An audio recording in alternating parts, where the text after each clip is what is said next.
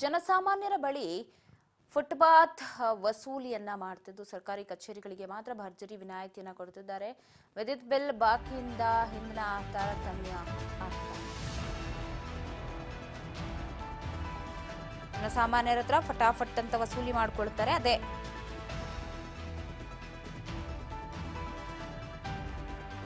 ವಸೂಲಿ ಮಾಡೋರ ಹತ್ರ ವಸೂಲಿ ಆಗ್ತಾ ಇಲ್ಲ.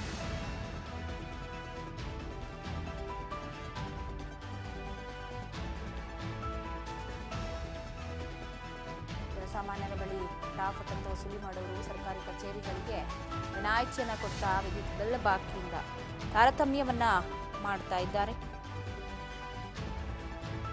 ಜನಸಾಮಾನ್ಯರಿಗಿಲ್ಲದ ಒಂದು ರಿಯಾಯಿತಿ ಸರ್ಕಾರಿ ಕಚೇರಿಗಳಿಗೆ.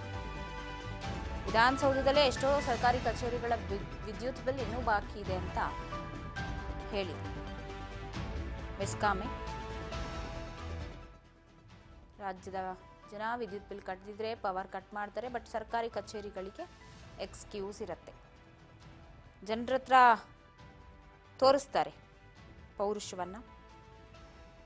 ಅದೇ ರಾಜಕಾರಣಿಗಳನ್ನ ಕೇಳಬೇಕು, ಅವ್ರ ಹತ್ರ ಬಿಲ್ ವಸೂಲಿ ಮಾಡ್ಕೊಳ್ಬೇಕು ಅಂದರೆ ಕಷ್ಟ ಸಾಧ್ಯ. ಎಷ್ಟೋ ಸರ್ಕಾರಿ ಕಚೇರಿಗಳಲ್ಲಿ ಇನ್ನೂ ಕೂಡ ಬಿಲ್ಲನ್ನು ಕಟ್ಟಿಲ್ಲ.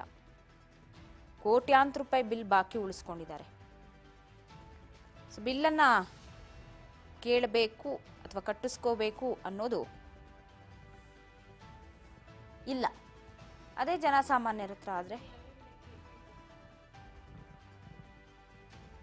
ಒಂದೊಂದೇ ನೆಪ ಹೇಳಿ ಅವ್ರ ಹತ್ರ ಕಲೆಕ್ಟ್ ಮಾಡ್ತಾರೆ. ಸರ್ಕಾರದವ್ರ ಹತ್ರ ಮೀನಾಮೇಷ.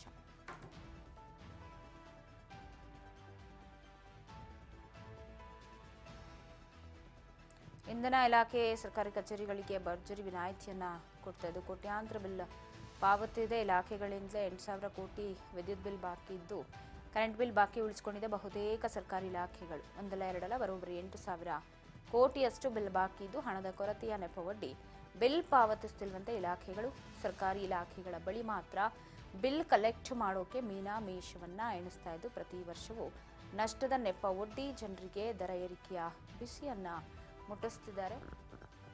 ಎಲ್ಲಿ ಬಾಕಿ ಇದೆ ಅಂತಂದ್ರೆ ಗ್ರಾಮೀಣಾಭಿವೃದ್ಧಿ ಮತ್ತು ಪಂಚಾಯತ್ ರಾಜಲ್ಲಿ 4,106 ಕೋಟಿ ರೂಪಾಯಿ, ನಗರಾಭಿವೃದ್ಧಿ ಇಲಾಖೆಯಲ್ಲಿ 2,313 ಕೋಟಿ ರೂಪಾಯಿ, ನೀರಾವರಿಯಲ್ಲಿ 1,080 ಕೋಟಿ ರೂಪಾಯಿ, ವಾಣಿಜ್ಯ ಕೈಗಾರಿಕಾ ಇಲಾಖೆಯಲ್ಲಿ 350 ಕೋಟಿ ರೂಪಾಯಿ, ಸಣ್ಣ ನೀರಾವರಿ ಇಲಾಖೆಯಿಂದ 126 ಕೋಟಿ ರೂಪಾಯಿ, ಆರೋಗ್ಯ ಇಲಾಖೆಯಿಂದ 33 ಕೋಟಿ ರೂಪಾಯಿ, ಇತರೆ 30 ಸರ್ಕಾರಿ ಇಲಾಖೆಗಳ 90 ಕೋಟಿ ರೂಪಾಯಿ. ಒಟ್ಟು ಹಣ ಬಾಕಿ ಇರುವುದು 8,169 ಕೋಟಿ ರೂಪಾಯಿ.